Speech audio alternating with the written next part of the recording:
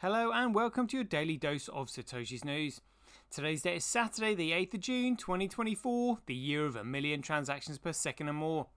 Experience the best of both worlds today at betbitcoinsv.com, the bet sportsbook and casino on chain. Have a little flutter in private using blockchain technology. Right, let's get into it. So what on earth is going on here? This sounds absolutely insane, but it's 2024. What can you expect? So, the title of this article says, Judge may impose extraordinary response recommended over 7 years for perjury for Craig Wright. Palm face. So a little title here, subtitle, The Judge Eyes serves penalties and custodial sentences for Wright in Cobra case. Let's see what this is all about then. Craig Wright faced a decisive blow in the courtroom today, this was yesterday, as the High Court delved into penalties and injunctive reliefs in this case against the Crypto Open Patent Alliance. The proceedings, detailed in a live update from What Finance on X, saw Jonathan Hoff QC presenting a comprehensive argument for severe measures against Wright, emphasising the harm caused by his fraudulent claims and litigious actions against prominent figures in the crypto community. Jonathan Hoff QC stressed the significant chilling effects Wright's actions had on crypto development, noting that 5 developers had distanced themselves from projects due to Wright's aggressive legal strategies. He highlighted the need for substantive injunctive relief to prevent Wright from perpetrating his claims of being Satoshi Nakamoto and to safeguard the integrity of the crypto ecosystem. Integrity of the crypto ecosystem, honestly, dear oh dear. Hoff detailed Wright's past prosecutions against individuals like Hodlinor and Peter McCormack, portraying Wright's actions as vindictive attempts to destroy the lives of those who questioned his legitimacy. What the Finance reported that the judge appeared sympathetic to these arguments, with Hoff stressing the necessity for injunctive measures to prevent Wright from further disseminating his false claims and pursuing litigation based on his fraudulent assertions. In an almost full courtroom with notable absences from Wright's team, including Wright himself, who was travelling, Hoff navigated through legal precedents and framed a compelling case for a robust injunction. This included preventing Wright from claiming he is Satoshi Nakamoto in any public forum and mandating the removal of such claims from the internet. Justice Meller indicated a willingness to issue an extraordinary response, hinting that the possibility of severe penalties, including custodial sentences. According to the Perjury Act 1911, the maximum sentence in the UK is 7 years and a fine. Quote here, if any person lawfully sworn as a witness or as an interpreter in a judicial proceeding willfully makes a statement material in that proceeding which he knows to be false or does not believe to be true, he shall be guilty of perjury and shall, on conviction thereof on indictment, be liable to penal servitude for a term not exceeding 7 years, or to imprisonment with or without hard labour for a term not exceeding 2 years, or to a fine, or to both such penal servitude or imprisonment and fine. In the UK, perjury is an indictable only offence, meaning it must be tried in the Crown Court, that's because it's criminal, which typically involves a trial by jury. If Craig Wright were to be sentenced for perjury, he would need to undergo a new trial by jury. This is because perjury is considered a serious offence that undermines the administration of justice, and the legal process required a thorough examination of evidence and testimonies, which is best conducted in a Crown Court setting with a jury. The proceedings also reportedly touched on Wright's failure to provide an address for legal service, suggesting attempts to evade responsibility. Hoff called for a criminal prosecution against Wright and his associate Stephen Matthews for false representations, bolstered by video evidence of Wright discussing perjury penalties. What the Finance reported that Wright's legal team attempted to argue against the relief sought by COPA, claiming it was unnecessary and unprecedented. However, the judge's stance suggested that Wright's prolonged campaign of deceit warranted a stringent judicial response, potentially marking a significant point in the ongoing saga surrounding the true identity of Bitcoin's creator. I mean, what's going on here is just literally absolutely outrageous. So, it's already been stated in the court that there are no allegations of forgery or fraud. and there were literally questions being posed to Craig. You forged this, didn't you? No. You forged that, didn't you? No. That's it. There is no one making a claim, and no one has the authority to say that forgery or fraud has taken place. And Patrick Madden's professional opinion was just that. It was an opinion. There is no evidence and there are no material facts of these statements whatsoever, and yet the judge is classing them as statements. This is literally criminality beyond the pale. It's what they call a wrap-up smear, as Nancy Pelosi described it, where you say something, the press then picks up on it, and then you capitalise on what the press has said about what you said, and then everybody thinks that it's legitimate. This is what they use to just smear people. And this is exactly what's going on here. I mean, it was Craig that brought this on initially, saying, look, I am Satoshi Nakamoto. Granted, there wasn't indisputable evidence, which he could have provided very easily. I mean, I could prove it. He was Satoshi Nakamoto just with the evidence that I've accumulated. You know, I mean, it's absolutely insane what's going on. But this is getting serious. So if anyone from N-Chain, particularly Craig and Stefan, want to reach out to me, this can all be solved via an administrative process, because there was no jury in that court. And if there's no jury in that court, it means that there is not that whole charade was nothing but a very elaborate theatrical administration process. There was no need to be in there whatsoever. You can just simply file the evidence using postal mechanics, and the court has to look at it, and that's it. And there is no evidence of forgery or fraud. This is just literally criminality beyond the pale. But I think a lot of people don't realise really what's going on. But yeah, I've sort of like tried to explain it there as best I can. Hope you get it. A little bit of 365 days of Bitcoin history. I missed out this for the last couple of days. Sorry about that. Let's just catch up with some very interesting things have just happened recently.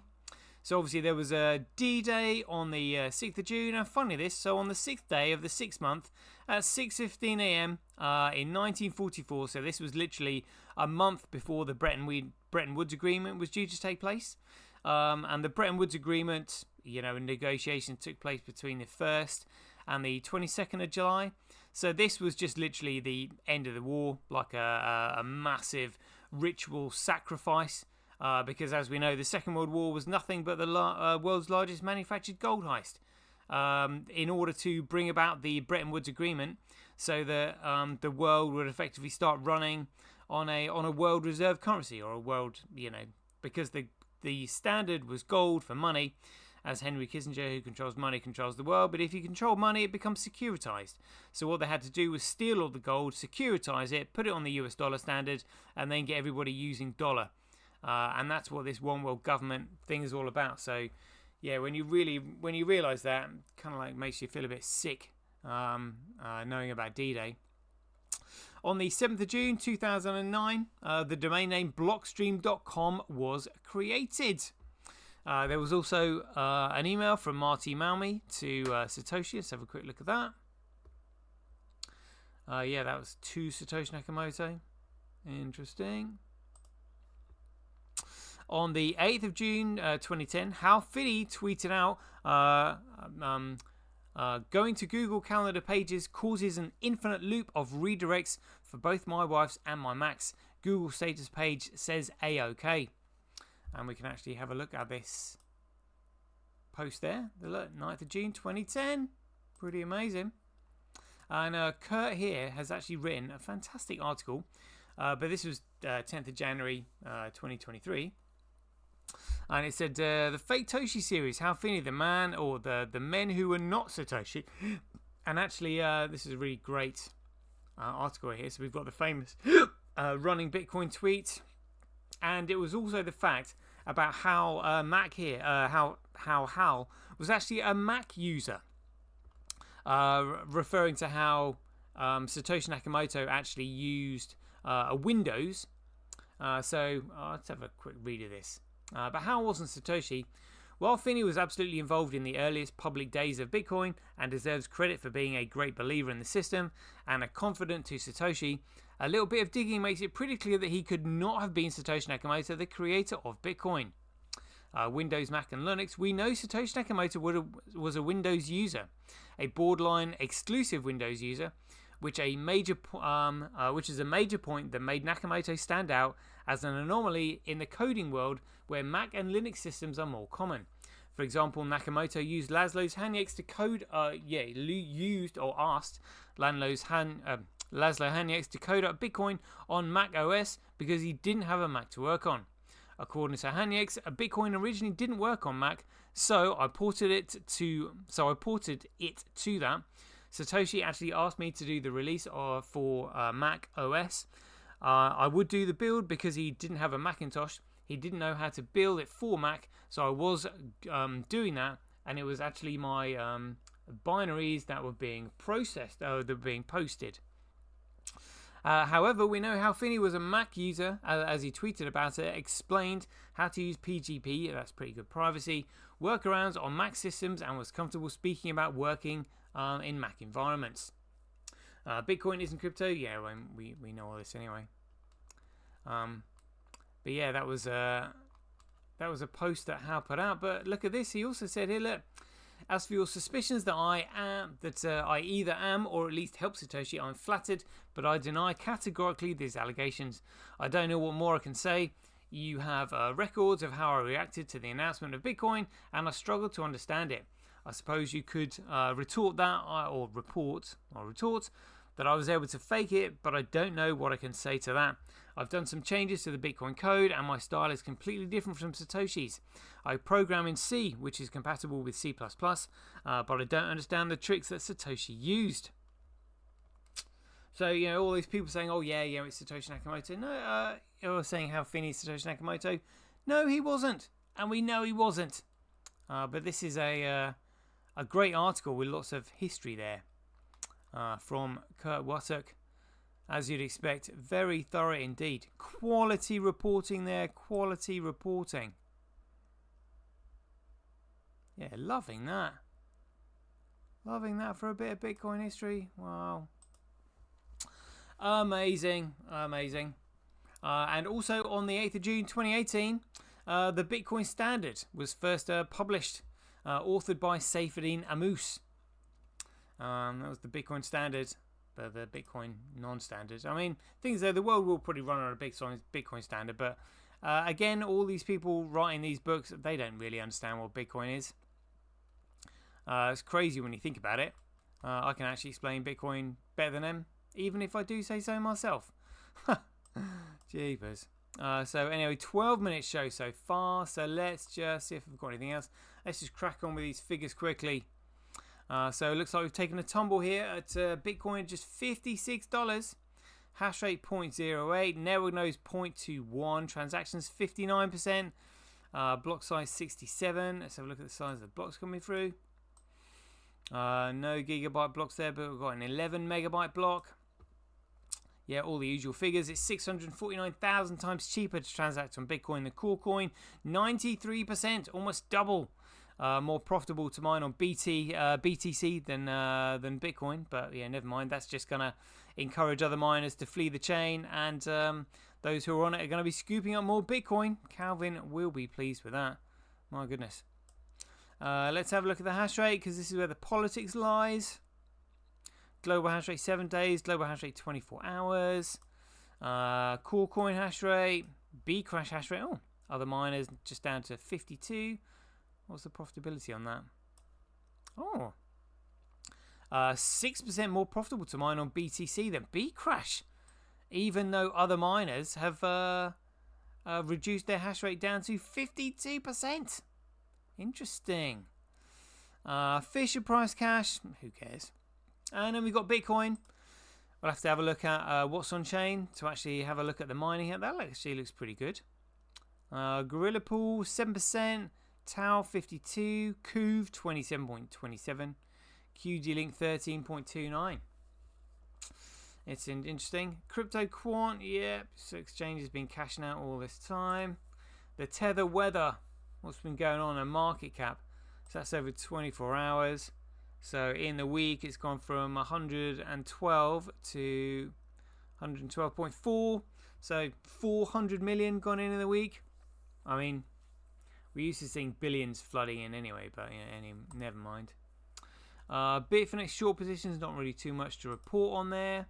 Oof, what is this? So this is Bitcoin versus BTC. Good grief, that took a plummet there. That took a nosedive.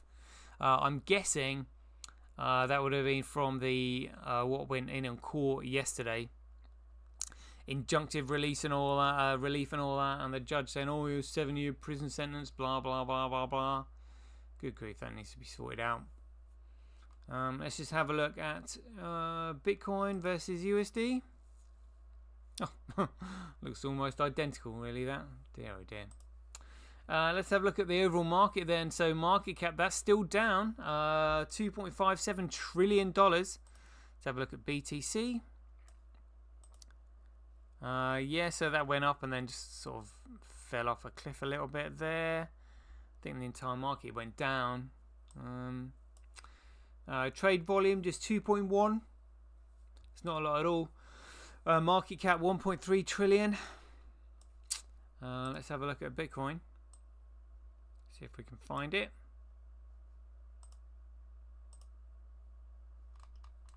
Where's it going to be? Oh, 79. $56. Look at that. That took an absolute tumble there. And I'm guessing that was from their court case. Good grief. Good grief. But I mean, it looks like the entire market dropped off a cliff. Look, you've got Ethereum dropping off. What's all this about? Ethereum dropping off a cliff. XRP dropping off a cliff. Good grief. Matic dropping off a cliff. Well, who cares? But the whole thing is a $2.5 trillion fraud. Oh my god. So yeah, Terranode, they're not testing at the moment. We read that last milestone out. So testing has gone fantastically according to Terranode. Beautiful. Let's have a look at past 24 hours. The figures were still the same there. Yeah, they stopped testing. Let's have a look at a little bit. Let's have a look at this leaderboard. Look at this. Return on investments 90%, 60%, 20%, 19, oh, minus 24, minus 28. Good to see people using the genuine Bitcoin, having a little bit of fun, having a flutter. Very good. And there we go. That is a 17-minute show. I'll try and keep these a little bit short from now on. So if you enjoy these updates, please ding your donations for your appreciation. And send me a message, satoshi@smb.com, and we'll get this signal group set up and rocking and rolling, because more and more people are finding out about the genuine Bitcoin and wanting to come in. They're like, what's all this going on? Who's Craig Wright? Blah, blah, blah, blah, blah. It's coming, ladies and gentlemen. It's coming. So stay tuned. We'll leave it there. Hope you enjoyed it. And as ever, be aware, take care, stay safe out there, and we'll see you in the next one.